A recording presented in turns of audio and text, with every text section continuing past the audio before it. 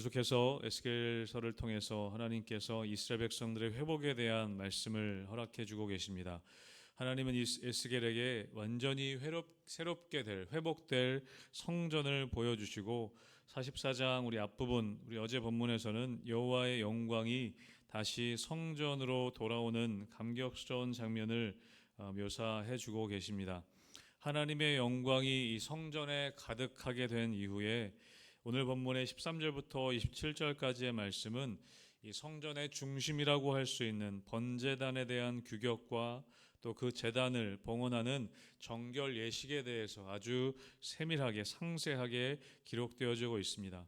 하나님의 영광이 임한 그 성전에서 가장 먼저 회복되어야 할 것이 바로 제단이었기 때문입니다.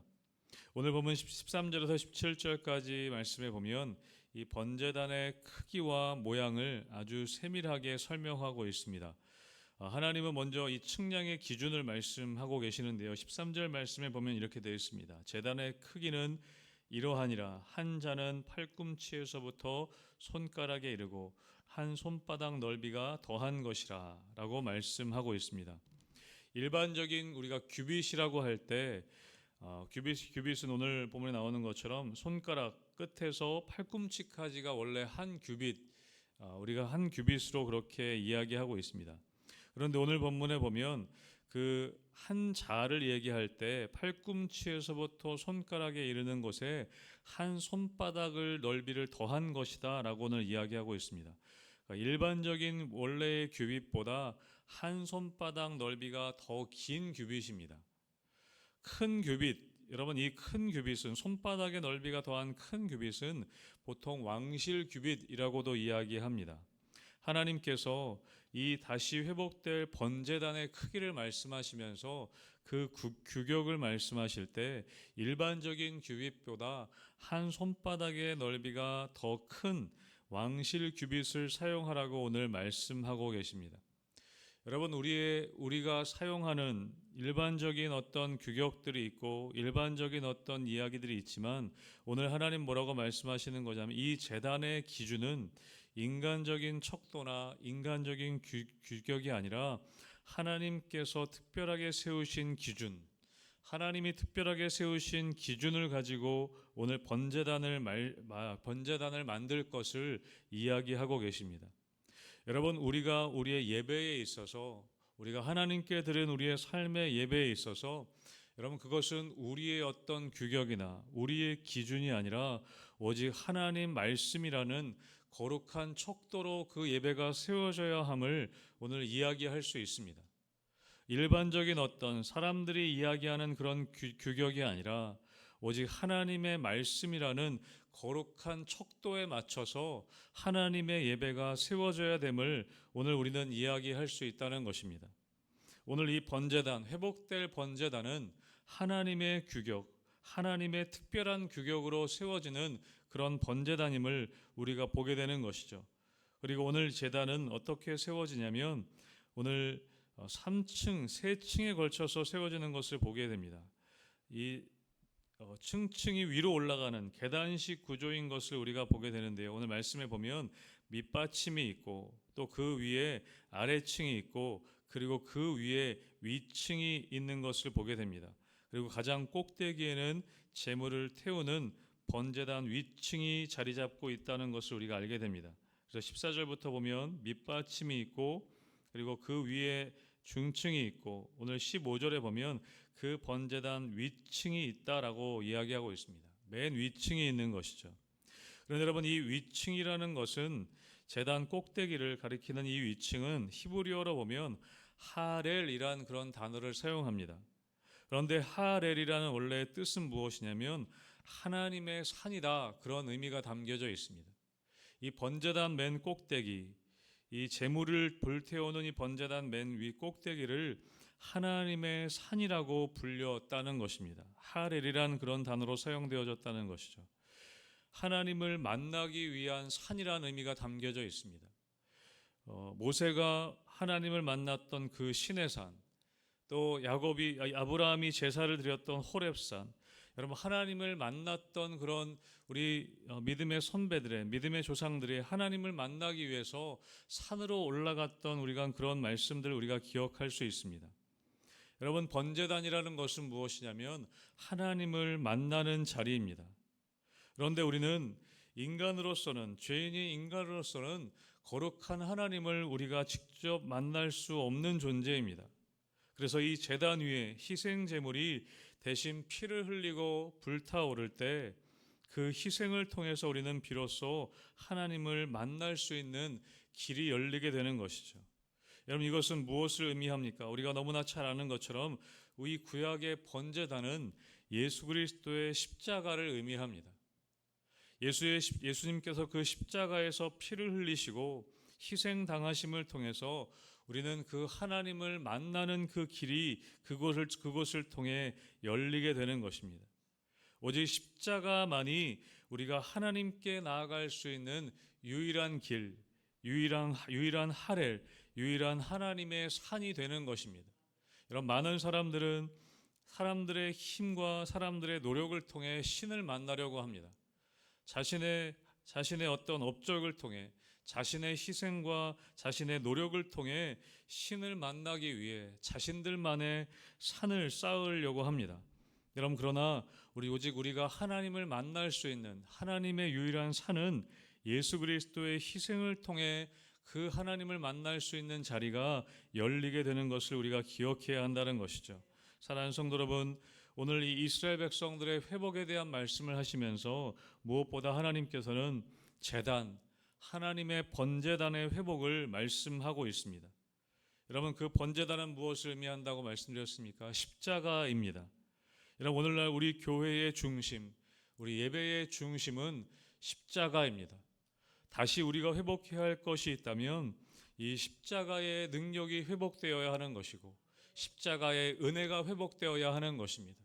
우리 마음 가운데 이 십자가의 보혈이 또 십자가의 은혜가 메말라 있다면, 우리가 다시 회복해야 할 것이 있다면 예배의 감격은 십자가의 은혜가 회복될 때 우리 예배의 감격과 예배의 감동이 회복될 수 있는 것입니다.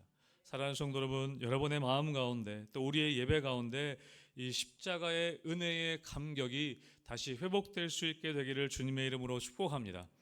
오늘 그 번제단의 회복을 다시 한번 우리에게 말씀해 주고 계신 것이죠. 여러분, 그래서 오늘 이어서 보면 제단의 모양을 오늘 묘사하신 이후에 18절부터 26절까지는 이 7일에 걸쳐서 이 제단을 정결하게 하는 이 제단에 대한 봉헌 예식을 명령하고 계십니다. 여러분, 이 제단이라는 것은 무엇이냐면 죄를 씻기 위해 제물을 드리는 곳입니다.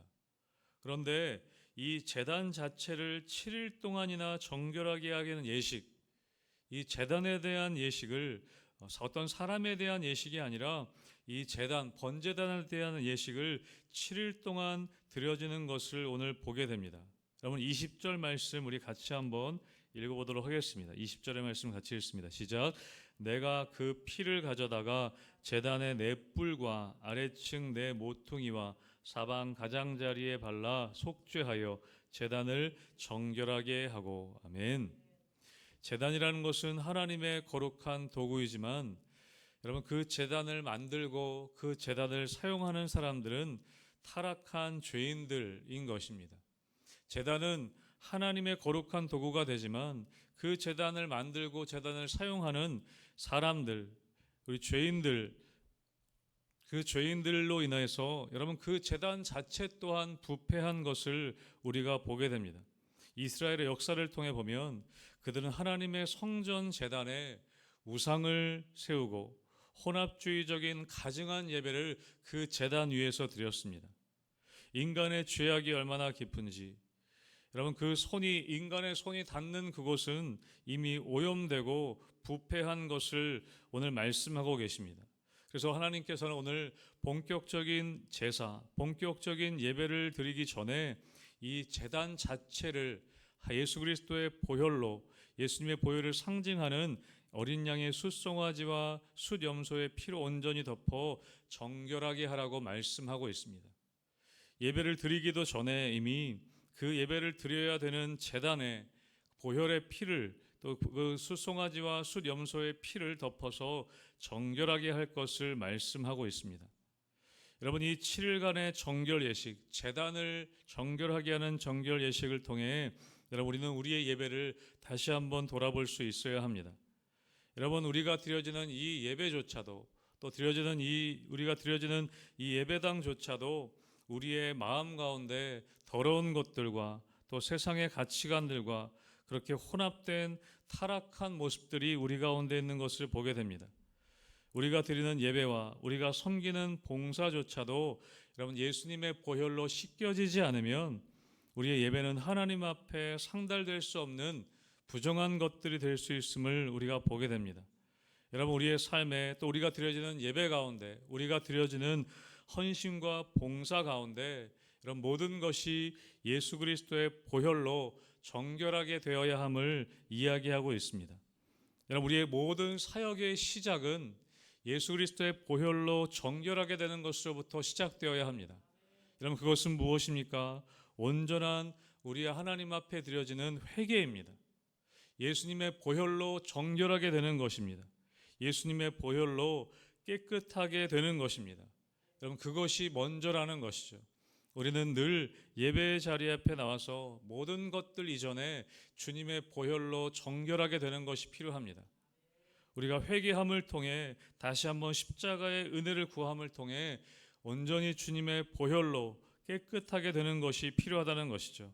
여러분, 우리가 모든 사역을 하기 이전에 또 우리가 예배의 자리에 나아가기 이전에 우리가 정결하게 주의 보혈로 정결하게 될 수 있는 우리의 마음과 우리의 예배가 될 수 있기를 다시 한번 주님의 이름으로 축복합니다.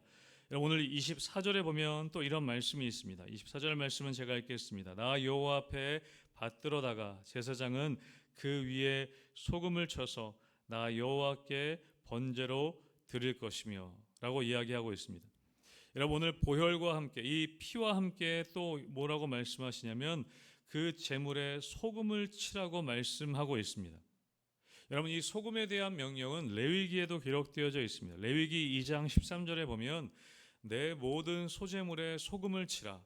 내 하나님 언약의 소금을 내 소제에 빼지 못할지니 내 모든 예물에 소금을 드릴지니라 라고 말씀하고 있습니다.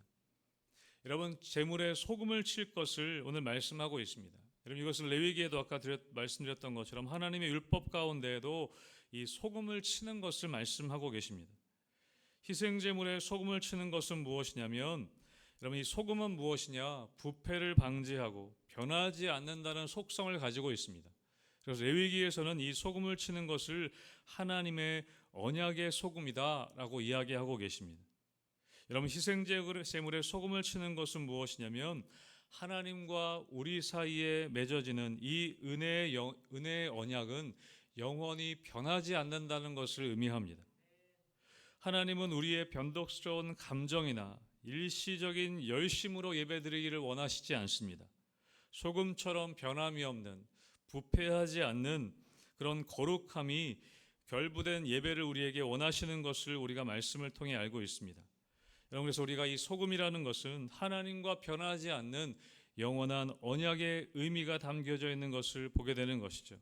그래서 십자가의 피로 우리의 심령을 씻고 또 변하지 않는 언약의 소금을 쳐서 하나님께 우리의 삶을 온전히 드릴 것을, 그런 예배자가 되기를 하나님은 우리에게 원하신다는 것이죠.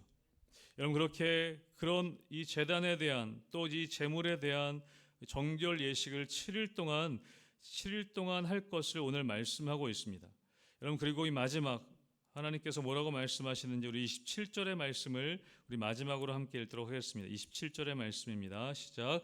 이 모든 날이 찬 후 제8일과 그 다음에는 제사장이 제단 위에서 너희 번제와 감사제를 드릴 것이라. 그리하면 내가 너희를 즐겁게 받으리라. 주 여호와의 말씀이니라. 아멘. 7일 동안 철저한 속죄와 정결 예식이 끝난 후에 이 제8일이 밝아온다고 말씀하고 있습니다. 모든 날이 찬 후 제8일. 여러분, 제8일이라는 것은 무엇이냐면 성경에서 7이라는 것은 여러 번 말씀드렸지만 완전수입니다.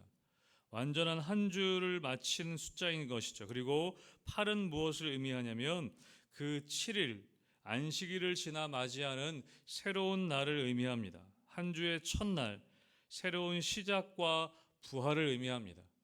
여러분, 그래서 우리는 지금은 안식일을 지키는 것이 아니라 우리 이 새로운 시작, 부활의 날, 이 새로운 첫날을 우리는 주일로 지키고 있습니다. 그래서 달력에도 보이고 우리가 지키는 것이지만 한 주의 시작이 이 주일로부터 시작되는 것을 우리는 알고 있습니다. 여러분, 이것은 무엇을 의미합니까? 예수님이 십자가에서 죽어 부활하신 그 8일째 되는 날, 안식 후 첫날을 우리는 주일로 지키고 새로운 날로 지키고 있다는 것입니다. 그래서 오늘 27절에서도 이 7일간의 회개와 십자가의 보혈을 통한 씻음 이후에 비로소 부활의 영광, 새로운 날 제8일의 아침이 밝아오는 것을 오늘 말씀합니다. 그래서 그리고 그 제8일에 드려지는 번제, 감사제를 통해서 하나님은 오늘 이렇게 말씀하십니다. 그리하면 내가 너희를 기쁘게 너희를 즐겁게 받을 것이다 라고 말씀하고 있습니다. 여러분, 이스라엘 백성들은 포로로 끌려와 나라를 잃고 하나님께 버림받았다라고 생각했습니다.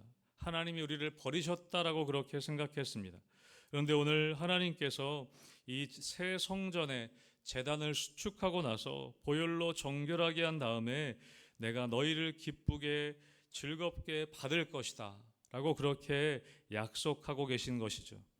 여러분, 예배의 최종적인 목적은 무엇이냐면 우리의 창조주 되신 하나님께서, 우리의 구원자 되신 하나님께서 죄인인 우리들을 거절하지 않으시고 십자가의 은혜 아래서 우리를 기쁘게 받아주시는 것, 여러분, 그것이 예배의 최종적인 목적인 것입니다. 하나님이 우리를 받으시는 것, 하나님이 우리를 품어주시고 하나님이 우리를 하나님의 자녀로 용납해 주시는 것, 여러분, 그것이 우리가 누릴 수 있는 최고의 축복이고 평안임을 믿으시길 주님의 이름으로 축복합니다. 다른 어떤 은혜보다도 하나님이 우리를 받아주시고 하나님이 우리를 품어주신다는 것, 여러분, 그것이 우리가 누릴 수 있는 모든 것보다 누릴 수 있는 가장 최고의 축복이라는 것입니다. 사랑하는 성도 여러분, 우리의 마음 가운데 혹시 무너져 있는 재단이 있진 않은지, 우리가 세상의 바쁜 일들과 근심으로 인해서 하나님을 만나는 기도의 재단, 하나님을 만나는 예배의 재단이 혹시 무너져 있지 않은지 우리가 돌아보아야 할 것입니다. 재단은 겉모양은 그대로 있는데 혹시 형식주의로 쌓여져 있는 재단만이 남겨져 있진 않은지, 그래서 우리가 다시 한번 십자가의 보혈의 은혜로 말미암아 우리의 마음에 이 감격스러운 예배의 재단이 다시 회복될 수 있기를, 여러분, 그래서 그 예배의 재단을 통해 하나님이 우리를 받아주시는 그 기쁨과 그 축복을 여러분 삶 가운데 누리실 수 있는 우리 성도님들의 삶이 되실 수 있기를 주님의 이름으로 축복합니다.